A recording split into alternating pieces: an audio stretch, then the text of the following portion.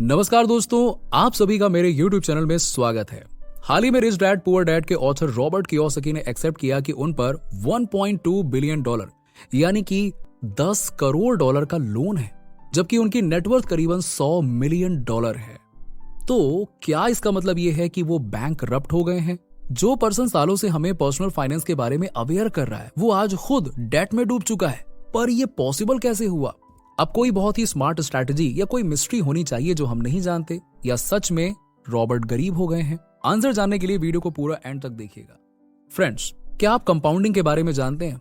Principal amount पर interest लगाया जाता है और उस इंटरेस्ट से जो अमाउंट बनती है उस पर दोबारा इंटरेस्ट लगाया जाता है।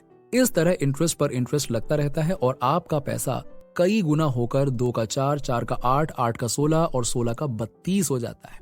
हम सभी ने कंपाउंडिंग के मैजिक के बारे में सुना है और कुछ लोग तो उसका लाभ भी उठा रहे होंगे। आज मैं आपको कंपाउंडिंग की ट्रेजेडी के बारे में बताऊंगा। सच तो यह है कि चाहे आपको इंटरेस्ट मिल रहा हो या आपको इंटरेस्ट देना हो, कंपाउंडिंग दोनों चीजों पर लागू होती है। चाहे आप इन्वेस्टमेंट करें या लोन लें, दोनों ही सिचुएशंस में कंपाउंडिंग के साथ साथ इंटरेस्ट भी लागू होगा। मैं आपको इसका एक रियल लाइफ का उदाहरण दूंगा। मान लीजिए कि दो लोग हैं, प्रणीत और रोहित। दोनों का सपना मुंबई में अपना घर खरीदने का है। प्रणीत में पेशेंस नहीं है और उसे इमीडिएटली अपना घर चाहिए। उन्होंने 6 लाख रुपए सेविंग किए हैं। वो बैंक से 24 लाख रुपए का लोन लेता है और 30 लाख रुपए में 2 BHK के अपार्टमेंट में एक फ्लैट खरीदता है। उनके द्वारा लिए गए लोन पर इंटरेस्ट रेट 8% था और अगले 20 साल तक प्रणीत ने एवरी मंथ 20,075 रुपए का पेमेंट किया।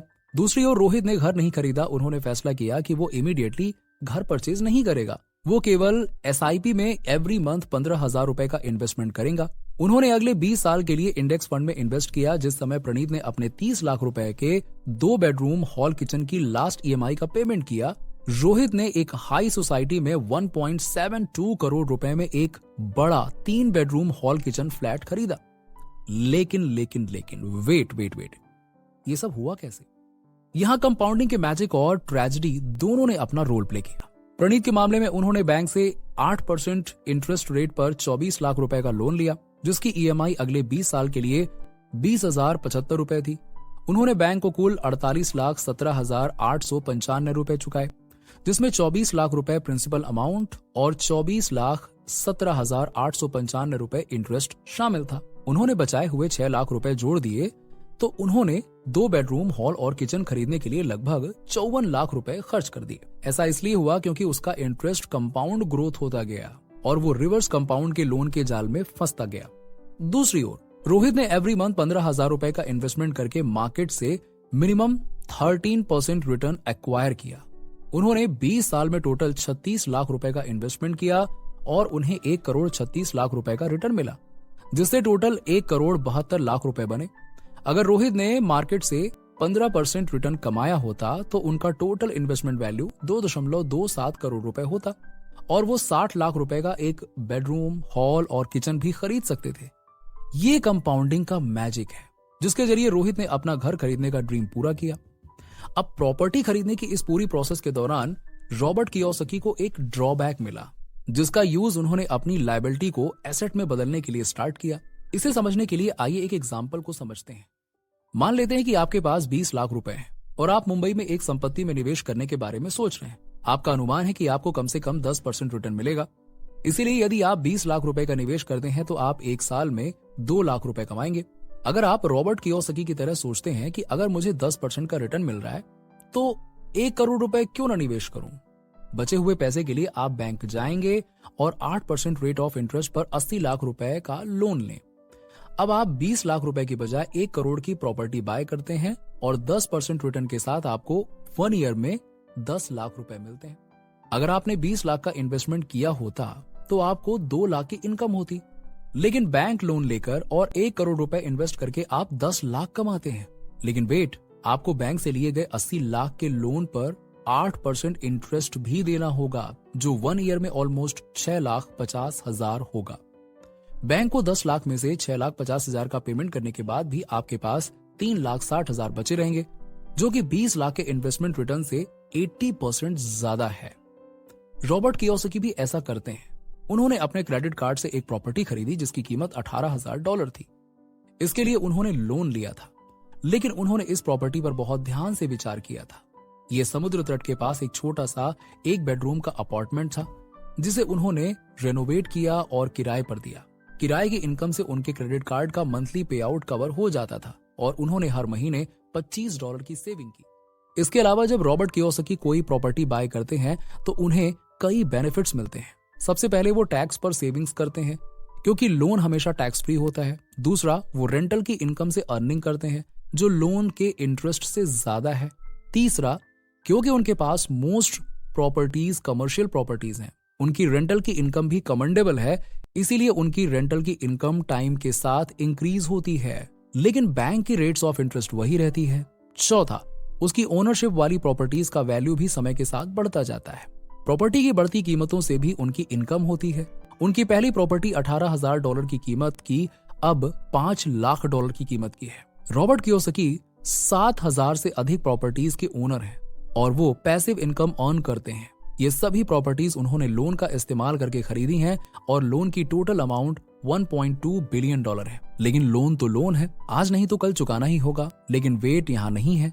रॉबर्ट $1.2 अरब के लोन को एक्सेप्ट करने के बाद रॉबर्ट ने फॉलोइंग स्टेटमेंट दिया, if I go bankrupt the bank will go bankrupt, this is not my problem. इसका मतलब यह है कि अगर वो कभी लोन चुकाने में अनेबल रहते हैं तो ये उनकी नहीं बल्कि बैंक की प्रॉब्लम होगी। ये स्टेटमेंट उनके लोन का राज खोलता है। लोन दो टाइप्स के होते हैं। देखो, मैं यहाँ गुड लोन्स और बैड लोन्स के बारे में बात नहीं कर रहा हूँ। ये रिकर्स और नॉन रिकर्स लोन है। रिकर्स लोन में लोन लेते समय बोरोवर को बैंक को कोलैटरल प्रोवाइड करना होता है। फॉर एग्जाम्पल के लिए, यदि आप 10 लाख रुपए का लोन लेने जाते हैं तो बैंक आपसे 10 लाख रुपए से अधिक की गारंटी मांगेगा।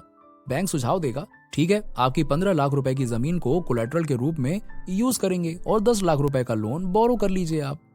इस तरह बैंक आपकी सिक्योरिटी करता है। यदि बैंक को लोन रीपे करने में अनेबल है तो बैंक आपका पैसा वापस पाने के लिए आपके कोलैटरल को बेच देगा। यदि बैंक जमीन बेचकर लोन अमाउंट वसूल करने में इनकैपेबल है तो बैंक अपने पैसे की वसूली के लिए बोरोवर के अन्य प्रॉपर्टीज पर क्लेम कर सकता है। दूसरे प्रकार का लोन नॉन रिकर्स लोन होता है जिसे रॉबर्ट कियोसाकी लेते हैं, और ये एक ऐसा लोन है जिसके लिए हर कोई एलिजिबल नहीं होता। ऐसे केस में आप एक कमर्शियल प्रॉपर्टी खरीदने जाते हैं और उस प्रॉपर्टी का यूज बैंक से पैसे बोरो करने के लिए कोलैटरल के फॉर्म में करते हैं। अगर आप लोन चुकाने में इनकैपेबल हैं तो बैंक प्रॉपर्टी सेल करके पैसा रिकवर करने की कोशिश करेगी। हालांकि यदि बैंक पैसा वसूल नहीं कर पाता है तो वो कुछ नहीं कर पाएगा और उसे रिमेनिंग अमाउंट का लॉस उठाना पड़ेगा। For example, Robert Kiyosaki $300 million की प्रॉपर्टी खरीदना चाहते हैं तो वो बैंक के पास जाते हैं और कहते हैं कि मैं ये प्रॉपर्टी परचेज करना चाहता हूँ, मुझे लोन दो। बैंक पूछता है कितना? रॉबर्ट कियोसाकी कहते हैं, देखो मेरे पास $50 मिलियन है, मुझे ज्यादा नहीं $250 मिलियन और चाहिए। बैंक कहता है ठीक है, कोलैटरल में क्या है? रॉबर्ट कियोसाकी कहते हैं आप इस $300 मिलियन की प्रॉपर्टी को कोलैटरल के रूप में रख सकते हैं। बैंक प्रॉपर्टी देखने जाता है और उसे पता चलता है कि रॉबर्ट रियल एस्टेट में एक ब्रिलियंट पर्सन है।